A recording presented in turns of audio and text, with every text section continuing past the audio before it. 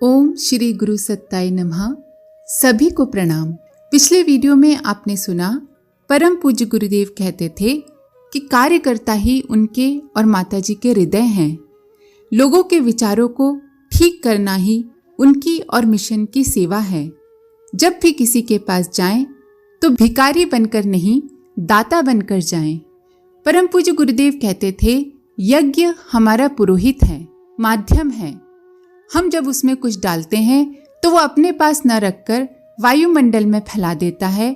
हमें भी ऐसा ही परोपकारी जीवन जीना चाहिए। आइए इसी क्रम को आगे बढ़ाते हैं। एक बार हम क्षेत्र में गुरुदेव के साथ दौरे पर गए तो तपोभूमि के भाइयों ने हमसे कहा कि अखंड ज्योति पत्रिका का मैटर जरा जल्दी भिजवा देना। उस समय अखंड ज्योति गुरुदेव ही लिखा करते थे। दौरे में इतने व्यस्त हो गए कि कहीं भी समय नहीं मिला जहां गुरुदेव से कहकर अखंड ज्योति का मैटर लिखवा लें। जब अखंड ज्योति का मैटर भेजने का समय आ गया तब हमने गुरुदेव से कहा कि अखंड ज्योति का मैटर लिखने का समय नहीं मिला है। गुरुदेव ने हमसे कहा, बेटा तूने हमें क्यों नहीं बतलाया? रात को कागज पेन हमारे पास रख देना। रात को हमने कागज और पेन गुरुदेव के पास रख दिया। रात को 11 बजे गुरुदेव विश्राम करने लगे तो हम भी शीघ्र विश्राम करने चले गए। सुबह हम 4 बजे उठे, गुरुदेव को पानी गर्म करके दिया। गुरुदेव स्नान को गए। हमने कमरे में देखा कि 1 माह की पूरी अखंड ज्योति का मैटर लिखा रखा है। हमने पेज नंबर डाले और मथुरा भेज दिया।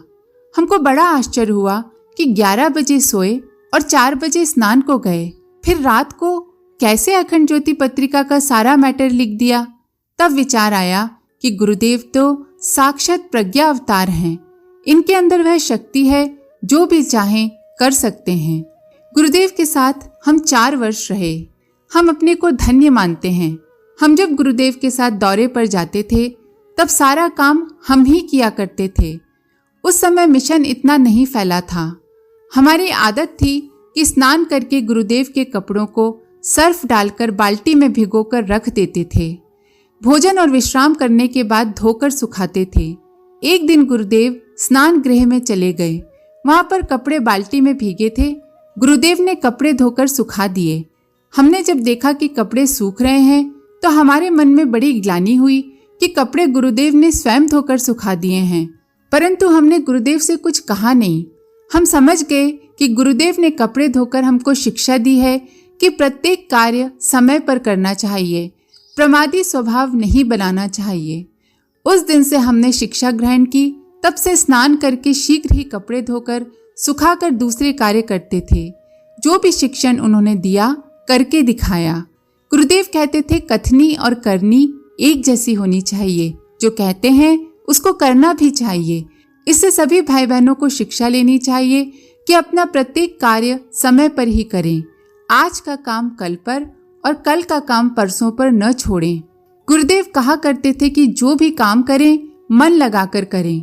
मन लगाकर काम करने से एक आदमी 4 आदमियों का काम कर सकता है। आधे अधूरे मन से कभी काम नहीं करना चाहिए। शरीर और मन की शक्ति जब जुड़ जाती है तब आदमी बड़े से बड़ा कार्य भी आसानी से कर सकता है। जितने भी महापुरुष हुए हैं उन्होंने मन लगाकर कार्य किया है, तभी सफलता मिली है। गुरुदेव ने कहा, हम प्रत्येक कार्य मन लगाकर करते हैं और इसीलिए 5 आदमियों के बराबर का काम कर लेते हैं। प्रत्येक भाई बहन को शिक्षण लेना चाहिए कि जो भी काम सौंपा गया है उसको मन लगाकर करें। हम गुरुदेव के साथ कच्छ के दौरे पर गए। एक भाई के यहाँ ठहरे थे। हम स्नान गृह में स्नान करने गए। वहां पर 2 बाल्टी पानी भरा रखा था। हमने 2 बाल्टी से स्नान कर लिया और 1 बाल्टी पानी जो स्नान गृह से बाहर रखी थी उसको लेकर कपड़े धो लिए।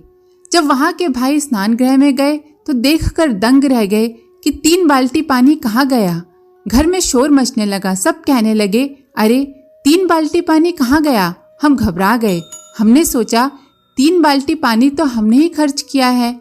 हम चुपके से गुरुदेव के पास गए और उनसे कहा कि 3 बाल्टी पानी जो स्नान गृह में था उससे 2 से हम नहा लिए और 1 से कपड़े धो लिए। इस बात पर यहाँ बड़ा हल्ला मच रहा है कि 3 बाल्टी पानी कहाँ गया। गुरुदेव बोले, बेटा ये कच्छ है, यहाँ पानी की भारी कमी है।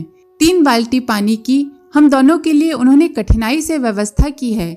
इसी से हमको कुल्ला करना, स्नान करना, कपड़े धोने का काम चलाना था और तूने 3 बाल्टी पानी खर्च कर दिया। बेटा कभी ऐसी भूल मत करना।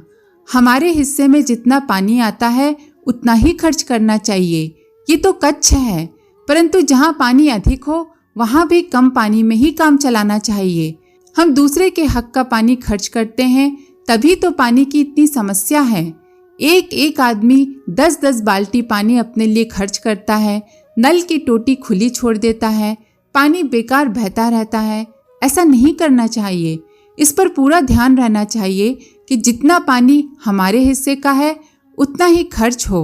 गुरुदेव बोले, जहाँ पानी अधिक मिलता है वहाँ पर भी स्नान में 1 बाल्टी पानी ही खर्च करना चाहिए, दूसरे के हिस्से का पानी खर्च नहीं करना चाहिए। तब से हमने शिक्षा ली कि पानी कभी भी अनाप शनाप नहीं खर्च करना चाहिए और नल को कभी भी बेकार खुला नहीं छोड़ना चाहिए, जिससे कि पानी बर्बाद होता रहे। गुरुदेव प्रत्येक क्रिया के साथ ज्ञान भी देते थे। जब गायत्री तपोभूमि में शिविर चलते थे तब माताजी चूल्हे पर लकड़ियों से रोटी बनाती थीं। एक दिन लकड़ी गीली थी। माताजी को चूल्हा जलाने में बड़ी परेशानी आई। उन दिनों केशव देव उपाध्याय जी अखंड ज्योति में ही काम करते थे। वो जहाँ माताजी भोजन बना रही थी वहाँ गए और बोले, माताजी कल से ऐसा प्रबंध कर दूंगा कि चूल्हा शीघ्र जल जाएगा और आपको परेशानी भी नहीं होगी। केशव देव तपोभूमि आए। वहाँ लकड़ी का काम हो रहा था। लकड़ी के बुरादे का ढेर पड़ा था। केशव देव ने 2 बोरी बुरादा भर लिया और हमसे कहा, माताजी को चूल्हा जलाने में परेशानी होती है। लकड़ी के बुरादे से चूल्हा शीघ्र जल जाया करेगा, इसे मैं अखंड ज्योति ले जा रहा हूँ। हमने कहा, यहाँ तो वैसे भी बेकार पड़ा है, ले जाओ। चूल्हा जलाने में माताजी को परेशानी नहीं होना चाहिए। केशव देव ने 2 बोरी बुरादा माताजी की रसोई के सामने रख दिया। गुरुदेव ने देखा तो पूछा, बुरादा कहाँ से आया है? माताजी ने बताया, केशव देव रख गए हैं। गुरुदेव ने केशव देव से पूछा, बुरादा कहाँ से आया?